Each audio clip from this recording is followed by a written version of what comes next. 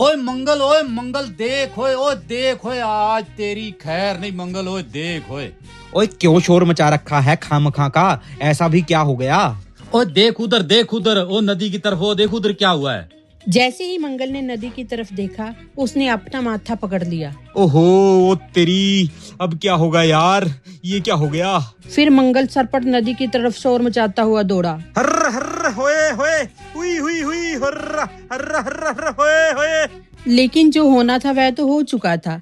अब मंगल कुछ नहीं कर सकता था और फिर थोड़ी दूर भागने के बाद वह अपना सिर पकड़कर बैठ गया।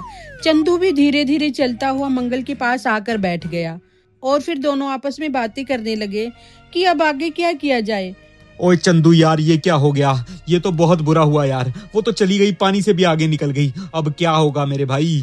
ओए मंगल यार, अब हम कर भी क्या सकते हैं, हमारे बस की भी अब क्या बात है। चल उठ अब घर चलते हैं, अब घर वाले ही करेंगे जो करेंगे। ओ जा यार, तू जा अपने घर, मुझे नहीं जाना। अगर मैं ऐसे गया तो मेरा बापू मार ही डालेगा। तू ऐसा कर, तू चला जा, मैं नहीं जाऊंगा। यार मंगल पागल हो गया तू, यहाँ बैठा अब करेगा भी क्या तू? चल उठ, चल घर चलें। अरे सोचता हूँ भाई क्या करूंगा, कुछ तो करूंगा ही, पर ऐसे खाली हाथ घर वापस नहीं जाऊंगा मैं। तू जा, तुझे जाना है तो, मैं नहीं जाऊंगा।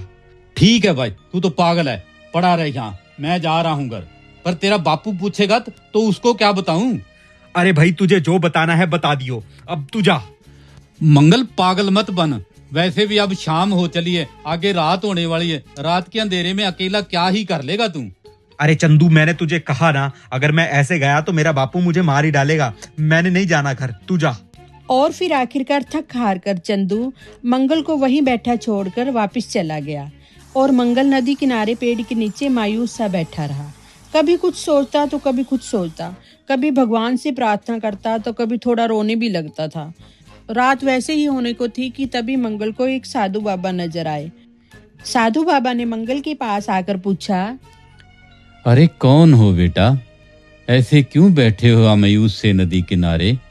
अंधेरा होने वाला है और मुझे लगता है तुम रो भी रहे हो, बहुत दुखी हो, क्या हुआ बेटा? अरे हाँ बाबा जी, दुखी तो बहुत हूँ, परंतु आप कौन हो, कहाँ से आए हो और कहाँ जा रहे हो? अरे बेटा, हम तो साधु लोग हैं, ऐसे ही घूमते रहते हैं।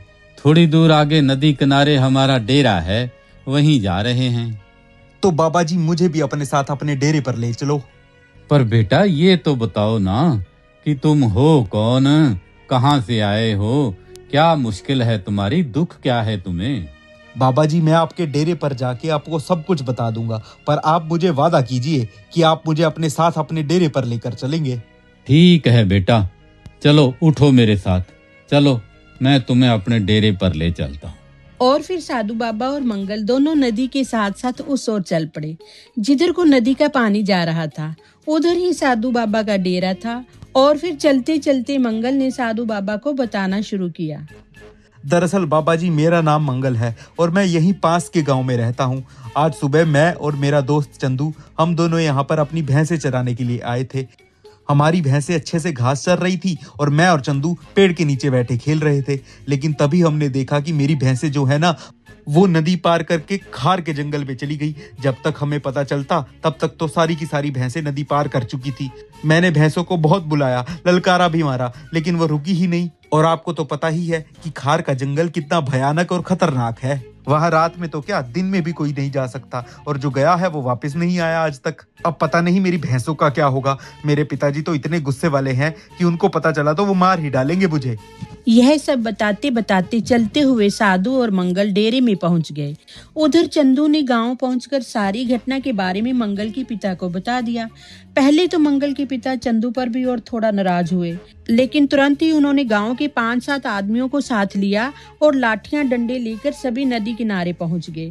वहां पहुंचकर उन्होंने कई बार मंगल मंगल कहकर ऊंची ऊंची आवाजें भी लगाई, लेकिन उन्हें कहीं पर भी मंगल नहीं दिखाई दिया। यह सब देखकर मंगल के पिता बहुत दुखी हुए और सोचने लगे, पता नहीं मंगल कहाँ चला गया, पता नहीं कहीं डरता हुआ नदी पार करके जंगल में ही न चला जाए। मैं अब रात में कुछ कर भी नहीं सकता। और वह थक हार कर फिर वापस आ गए।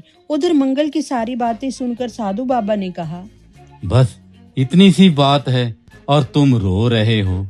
अरे मर्द के बच्चे हो तुम और भगवान तुम्हारे साथ है।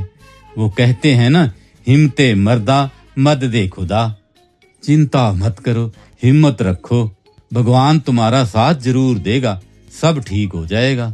साधु महाराज ने मंगल को समझाया और फिर उन्होंने मंगल को खाना दिया और आराम करने के लिए बिठा दिया। और फिर साधु महाराज बोले, तुम डरो मत बेटा, अभी मैं ध्यान पर बैठ रहा हूँ और फिर उठकर कुछ करता हूँ, तुम यहीं बैठे रहो। और यह कहकर साधु महाराज ध्यान करने बैठ गए और मंगल सामने बैठा चुपचाप बाबा को देखता रहा। फिर कुछ देर बाद साधु महाराज उठे और मंगल की बाजू पकड़कर उसे नदी किनारे ले गए और बोले, मंगल देखो, मेरा हाथ पकड़ लो मजबूती से और आंखें बंद कर लो और मेरे साथ साथ चलते रहो। कुछ भी हो जाए तुमने आंखें नहीं खोलनी जब तक मैं ना कहूँ, और अगर तुमने आंखें खोली तो बहुत बुरा हो जाएगा। और फिर साधु महाराज मंगल का हाथ पकड़कर नदी के पानी के ऊपर इस तरह से चलते गए जैसे कि किसी कठोर जमीन पर चल रहे हों। लेकिन आंखें बंद होने के कारण मंगल को कुछ भी पता नहीं चला कि वह पानी पर चल रहे हैं या जमीन पर। मंगल आंखें बंद कर साधु के साथ चलता रहा। फिर साधु रुका और उसने कहा, मंगल अब तुम आंखें खोल सकते हो। मंगल ने आंखें खोली और फिर धीरे से आगे पीछे देखा। उसे अंधेरे में कुछ ज्यादा तो नजर नहीं आया, परंतु वह इतना जरूर भांप गया कि अब वह नदी के पार आ चुके हैं।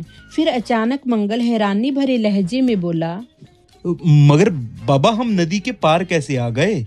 यह सब बताने की बातें नहीं हैं बच्चा, बस मैं जो कहूँ वो करते चलो, फिर सब ठीक हो जाएगा। और रात के अंधेरे में जंगल के बीच में ही एक पगडंडी पर चलते रहे। चारों तरफ घोर जंगल और रात का सन्नाटा था। मंगल को तो थोड़ा डर भी लग रहा था, लेकिन साधु महाराज थोड़ी थोड़ी देर में धीरे से कह देते, मंगल डरना नहीं बेटा, बस चलते रहो। और फिर कुछ समय चलने के बाद वह दोनों जंगल में एक बहुत ही पुराने और एक छोटे से खंडहर नुमा मंदिर में पहुंच गए। खंडर में मामूली सी रोशनी थी और अंदर एक बहुत ही बड़ी दाढ़ी और सिर पर लंबी लंबी जटाओं वाले एक बहुत बूढ़े साधु महाराज तपस्या कर रहे थे। और फिर मंगल के साथ आए साधु ने तपस्या कर रहे साधु से बोला, प्रणाम गुरु महाराज। तभी तपस्या कर रहे बूढ़े साधु महाराज ने आंखें खोली और उसका जवाब दिया, प्रणाम प्रणाम रंजन, कैसे हो, कैसे आना हुआ, और ये बच्चा कौन है तुम्हारे साथ? अरे प्रणाम साधु महाराज, मेरा नाम मंगल है।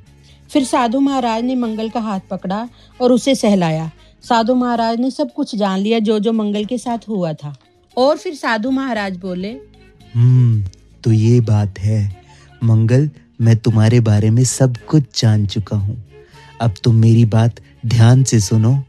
पहली बात तो यह है कि तुम्हारी भैंसें जहाँ भी हैं एकदम सुरक्षित हैं। इस जंगल में कोई भी जंगली जानवर नहीं है। यह जंगल तो जिन्नातों का जंगल है। इस जंगल में सिर्फ जिन्नात रहते हैं और उनके पाले हुए पिशाच रहते हैं। ये जो जिन्नातों के पिशाच हैं, ये जानवरों का खून चूस कर ही जिंदा रहते हैं। इसलिए जिन्नात कभी किसी का पशु उठा लाते हैं तो कभी किसी का, अपने पिशाचों के लिए। इसलिए तुम्हारी भैंसों को भी कोई जिन्नात ही उठाकर लाया होगा। इतना सब कहकर बूढ़े साधु थोड़ी देर के लिए चुप हो गए और फिर कुछ समय आंखें बंद कर ली। फिर आंखें खोली और इधर उधर देखने लगा। इतने में मंगल धीरे से बोला, फिर अब क्या होगा महाराज? मंगल मेरी बात सुनो, और रंजन तुम भी मंगल के साथ जाओ। यह लो एक रस्सी और एक कपड़ा। यहाँ से पूर्व की ओर 1 कोस चले जाना। वहां पर तुमको एक बड़ा सा पीपल का पेड़ मिलेगा। उस पेड़ के ऊपर एक मटका रखा हुआ है। मंगल, तुम पेड़ पर चढ़कर उस मटके का मुंह इस कपड़े से ढक देना और रस्सी से बांध लेना, और वो मटका मेरे पास ले आना। ध्यान रहे वो मटका गिरे नहीं, क्योंकि अगर मटका गिर गया और टूट गया तो उस मटके में से जिन बाहर आ जाएगा। बड़े साधु महाराज ने मंगल को वह कपड़ा और रस्सी दी और जाने को कहा। फिर मंगल और साधु रंजन दोनों फिर से घोर जंगल में चलने लगे। आगे जाकर उन्होंने वह बड़ा सा पीपल का पेड़ ढूंढ लिया। मंगल तुरंत बिना डरे रस्सी और कपड़ा लेकर उस पेड़ के ऊपर चढ़ गया। फिर मटका भी दिख गया और मंगल ने फौरन उस मटके के मुंह पर कपड़ा डाल दिया। मटके के अंदर से जोर से चीखने की आवाज आई, परंतु मंगल डरा नहीं और उसने तुरंत रस्सी से मटके का मुंह बांध दिया और मटके को पेड़ से नीचे उतार दिया और उसे अपने सिर पर उठाकर साधु महाराज जी के पास ले आया। बूढ़े साधु महाराज ने मटके का ढक्कन खोला और कहा, जागो जिन्नात जागो, मेरे सामने हाजिर हो। और फिर मटके के अंदर से एक बड़ा सा जिन प्रकट हो गया, जिसके पूरे शरीर से एक चमक पैदा हो रही थी। उसकी उस चमक से मंदिर के अंदर काफी रोशनी हो गई थी। वह जिन मटके से निकलते ही हाथ जोड़कर बोला, प्रणाम ब्रह्मनाथ गुरु, प्रणाम। बताइए मैं आपके लिए क्या कर सकता हूँ? मुझे यहाँ क्यों बुलाया है स्वामी? जिन्नात, यह बच्चा मंगल है। तुम्हारा कोई जिन इस बच्चे की भैंसे नदी पार से ले आया है। जल्दी जाओ और देखो तुम्हारा कौन सा जिन इसकी भैंसे लेकर आया है और उसको बोलो कि इस बच्चे की भैंसे सुरक्षित इसे वापस कर दे। जो हुक्म मेरे आका, मैं अभी पता लगा कर वापिस आता हूँ। और फिर इतना कहकर जिन वहां से उड़ गया।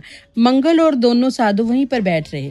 थोड़ी ही देर बाद जिन वापस हाजिर हो गया और कहा, हाँ मेरे आका, हमारा ये एक जिन इस मंगल की भैंसे लाया है, परंतु वो कह रहा था कि मैं तो एक ही भैंस का कान पकड़ कर लाया हूँ, बाकी सारी भैंसें तो उसके पीछे पीछे अपने आप ही चल कर आ गई हैं।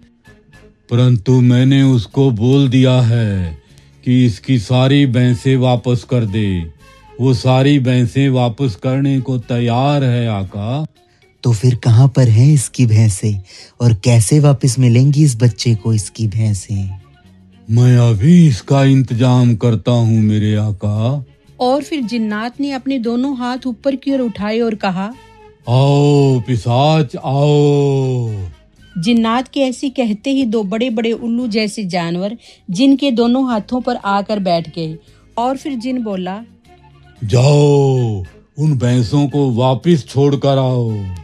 और फिर वह दोनों जानवर रात के अंधेरे में एक तरफ को उड़ गए।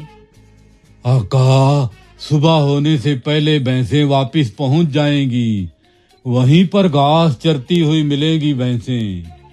ठीक है जिन्नात, मगर अब तुम इन दोनों रंजन और मंगल को भी नदी के पार छोड़ने का इंतजाम करो। ठीक है आका, अभी करता हूँ। कालीन हाजिर हो। इतना कहते ही एक बहुत ही सुंदर सा कालीन आकर बिछ गया और जिन उस कालीन पर खड़ा हुआ और कहा, आप भी दोनों मेरे साथ इस कालीन पर खड़े हो जाइए मालिक। और फिर जैसे ही जिन्नात ने इशारा किया, वह कालीन उन तीनों को लेकर उड़ चला। थोड़ी देर में वह नदी के ऊपर से उड़ते हुए नदी को पार करते हुए आगे चलता गया। सुबह की थोड़ी रोशनी भी होने लगी थी। ऊपर से ही मंगल को अपनी भैंसें घास में चरती हुई नजर आने लगी। वह देखकर जिन्नात ने कहा, वह देखो, वह रही आपकी भैंसें मालिक। और फिर जिन्नात ने कालीन को नीचे उतरने को कहा और मंगल और रंजन साधु को नीचे उतारकर वापस कालीन लेकर उड़ गया। जिन्नात के जाने के बाद मंगल ने हाथ जोड़कर साधु को धन्यवाद कहा। अब पूरी तरह से दिन भी हो चुका था। साधु ने मंगल को आशीर्वाद दिया और वह अपने डेरे की तरफ चला गया और मंगल ने अपनी भैंसें ली और गांव आ गया। तो इस कहानी से हमें यह शिक्षा मिलती है कि जहाँ चाह वहाँ राह। बच्चों, अगर हम हिम्मत ना हारें तो भगवान भी हमारा साथ जरूर देता है, किसी न किसी रूप में।